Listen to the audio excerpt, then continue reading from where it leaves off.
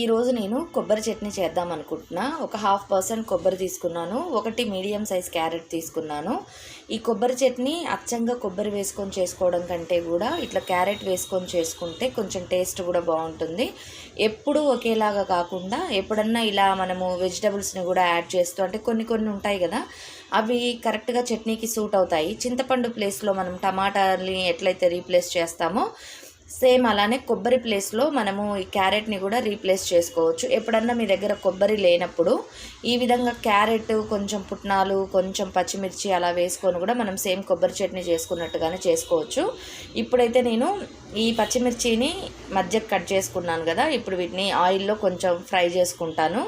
మరి పచ్చిగా ఉన్నాయి అనుకోండి పచ్చిమిర్చి, కొంచెం మనకి పచ్చి ఫ్లేవర్ వస్తుంది చట్నీ అనేది, అందుకని నేనైతే ఫ్రై చేసుకుంటాను. ఇప్పుడు ఈ కొబ్బరి ఇవి వేసుకుంటాను. 2 వెల్లుల్లిపాయ రెబ్బలు మాత్రమే వేస్తాను. ఇప్పుడు ఈ క్యారెట్ని వేసుకుంటున్నాను.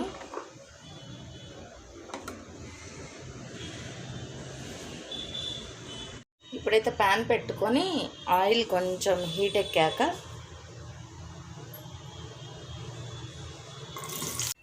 Hi friends, welcome back to our channel. అందరూ ఎలా ఉన్నారు? బాగున్నారా? నేను బాగున్నానండి. ఈరోజు ఈ చట్నీ రెసిపీని షేర్ చేస్తున్నాను కదా, ఇది తప్పకుండా ట్రై చేయండి, చాలా చాలా బాగుంటుంది. ఇప్పుడైతే పచ్చిమిర్చిని చక్కగా ఫ్రై చేసుకోవాలి. అవి వేగుతూ ఉంటే మనం వెల్లుల్లిపాయలని కూడా కొద్దిగా ఫ్రై చేసుకుంటే టేస్ట్ బాగుంటుంది.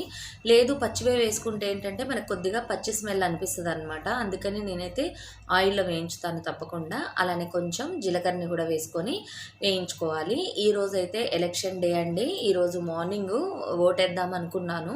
అంటే మార్నింగే వెళ్తే ఇప్పుడు ఎండలు ఎక్కువ ఉన్నాయి కదా, మార్నింగే వెళ్ళొద్దాం అనుకున్నాను. కానీ ఇక నాకు బాగా హెడేక్ ఉందండి ముందు రోజు నైట్ నుంచి మొదలు పెడితే. ఈ మధ్యన ఫ్రీక్వెంట్గా మైగ్రేన్ పెయిన్ ఉంది కదా, ఫ్రీక్వెంట్గా నొప్పి వస్తుంది అనమాట, తలనొప్పి. ఇక ఈరోజు ఉండదులే అని అనుకున్నాను, కానీ ఇక నిన్న నైట్ నుంచి కొంచెం అనిపించింది. మార్నింగ్కి అసలు లెగడమే హెడేక్తో లేసాను అనమాట. ఇక ట్యాబ్లెట్ వేసుకొని ఇక ఆ ఎండకి వెళ్తే ఇంకెక్కువ అయిపోద్దండి తలనొప్పి, అందుకని వెళ్ళలేకపోయాను. ఇక పిల్లలకైతే మరి టిఫిన్ చేయడం తప్పదు కదా, మనకి ఎంత ఎట్లా బాగున్నా బాగోలేకపోయినా.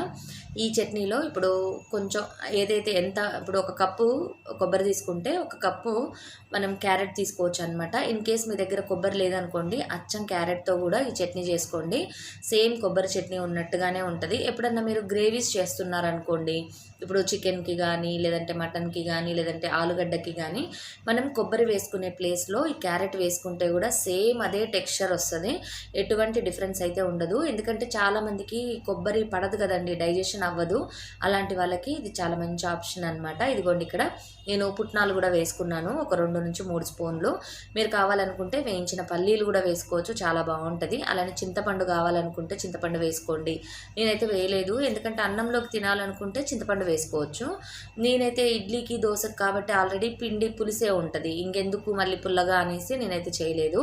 ఈ చట్నీ 2 నుంచి 3 రోజుల వరకు చక్కగా ఉంటుందండి. నేనైతే చట్నీని తాలింపు చల్లారిన తర్వాత మనం ఇందులో వేసుకోవాలి, మళ్ళీ వేడి చేయకూడదు అనమాట. ఇప్పుడైతే మొత్తం మిక్స్ చేస్తున్నా కదా, నేను మిక్స్ చేసేటప్పుడే కొంచెం అయితే చట్నీని ఫస్ట్ తాలింపులో మిక్స్ చేయగానే కొంచెం తీసి పక్కన పెట్టేశానండి బాక్స్లో. ఆ తర్వాత దీంట్లో కొద్దిగా వాటర్ వేసి కొంచెం పలచగా చేసుకున్నా. మనము మొత్తం తిన్నాక మిగిలిన చట్నీని ఫ్రిడ్జ్లో కనుక పెట్టుకుంటే అది నిల్వ ఉండడం కొంచెం కష్టము. అలా కాకుండా మనము చేయగానే వెంటనే ఒక పార్ట్ తీసేసి పక్కన పెట్టుకొని ఇంకొక పార్ట్ని మనం వాడుకున్నాం అనుకోండి, 3 to 4 days వరకు ఫ్రిడ్జ్లో పెడితే చాలా బాగుంటుంది చట్నీ, ఫ్రెష్గా ఉంటుంది. ఇప్పుడైతే నేను దోశలు కూడా వేసుకుంటున్నాము. ఇంకా మార్నింగ్ ఏంటంటే ఇప్పుడు సమ్మర్ కదండి, వేరే టిఫిన్స్ అవి చేయాలంటే కొంచెం కిచెన్లో ఎక్కువ టైం స్పెండ్ చేయాలంటే చిరాగ్గా అనిపిస్తుంది.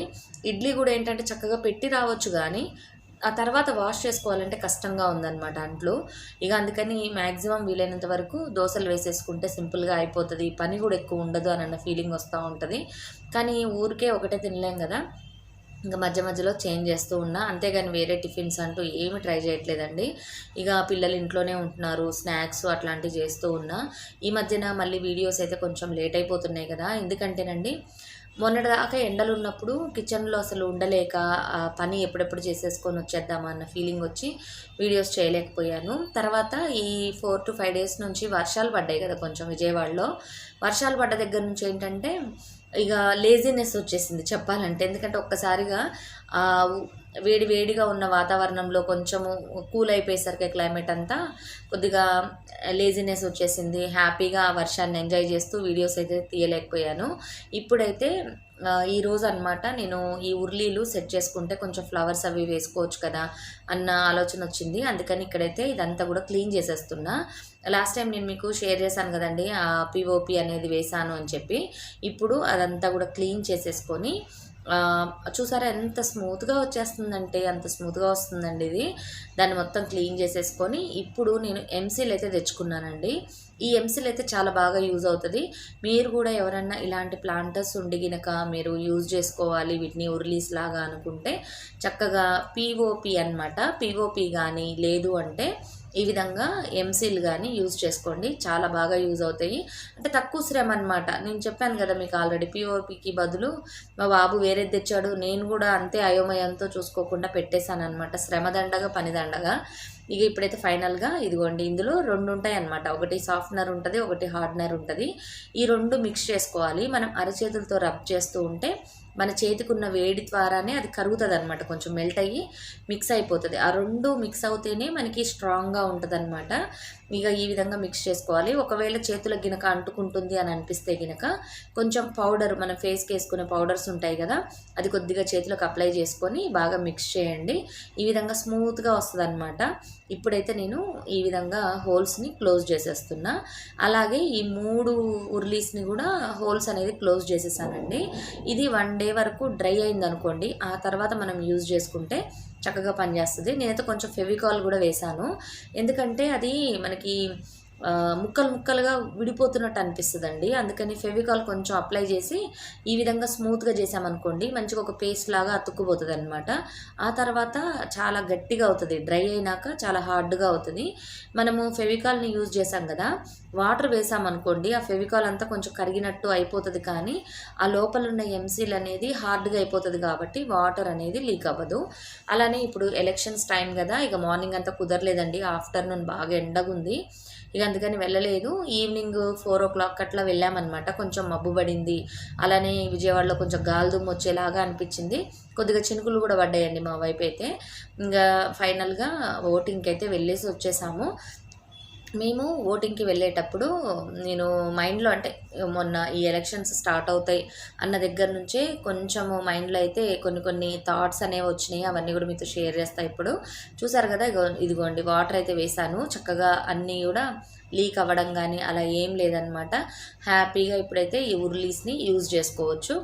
ఇవి నేను ఇంటి ముందు డెకరేట్ చేద్దాం అనుకుంటున్నాను. మాకు ఇంటి ముందు బాల్కనీ వైపు బాగా ఎండ వస్తుందండి. ఫ్లవర్స్ అవి వేసాను మొన్న రీసెంట్గా, వేస్తే ఏమైందంటే అవి ఎండకి వాడిపోతున్నాయి అనమాట ఫ్లవర్స్.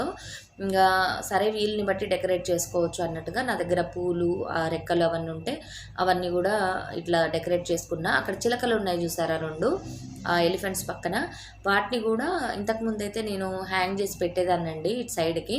ఇప్పుడు అవి కూడా తీసేసాను అనమాట. దానిలో ఆర్టిఫిషియల్ ప్లాంట్స్ పెడితే ఈ ఎండకి అవన్నీ కూడా షేడ్ అయిపోయినాయి, ప్లస్ పట్టుకుంటే ఊడిపోతున్నాయి అనమాట. ఇదిగోండి ఈ విధంగా ఫ్లవర్స్ వేసి పెట్టుకోవచ్చు అనమాట మనం టీపాయ్ మీద కానీ. అలా ఆ టీపాయ్కి కూడా కొన్ని ఉన్నాయన్నమాట, చేంజెస్ చేయాలి. ఇంకా స్ప్రే పెయింట్స్ అవి ఏమి వేయలేదు.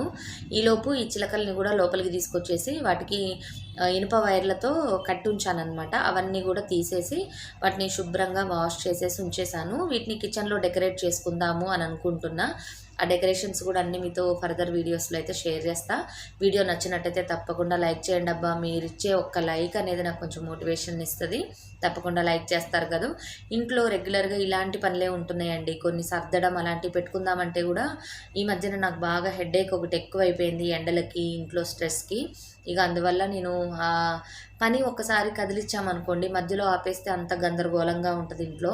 అందుకని కొంచెం సెట్ అయినాక సర్దుకునే సెక్షన్ అదంతా పెట్టుకుందాం అనుకున్నా. ఇక ఆఫ్టర్నూన్ అంతా ఇదే పని సరిపోయింది. ఇక ఫైనల్గా నేను మా బాబు అయితే ఓటు వేద్దామని చెప్పేసి వెళ్తున్నాము. ఇక తనతో పాటు నేను కూడా వెళ్ళానమాట. మీరు ఏ పార్టీకి వేశారు ఓటు అన్నది కామెంట్ సెక్షన్లో షేర్ చేయాలనిపిస్తే కనుక తప్పకుండా షేర్ చేయండి. ఎందుకంటే నేనైతే దేనికి వేశాను అన్నది నెక్స్ట్ వీడియో వీడియోలో మీతో తప్పకుండా షేర్ చేస్తాను. ఇక్కడైతే తన్మయి బాతులకి ఇక మేము బయట నుంచి వచ్చినాక అనమాట ఇది, ఇంకా ఓటేసేసి వచ్చిన తర్వాత కొంచెం మబ్బులు పడి ఉంది. ఇక తన్మయి బాతులకి ఫీడ్ పెట్టుకోవాలి, ఇంకా కొంచెం పనులు ఉంటాయి కదా ఈవినింగ్. ఇదిగోండి తన్మయి చేసుకుంటా ఉంది చూడండి. ఈ విధంగా అనమాట వాటిని పట్టుకొని హ్యాపీగా ఎంజాయ్ చేస్తూ ఆటలు ఆడుతూ ఉంటుంది అనమాట. దీనికి కాలుకి కొంచెము బాగోలేదండి, ఏదో బంబుల్ ఫీట్ అంటారంట. చిన్నగా వేడిగడ్డల్లాగా వచ్చాయి పాపం కాలుకి. అవి నడుస్తూ ఉంటే చితికినట్టు అయిపోయి బ్లడ్ వస్తుంది అనమాట బాగా.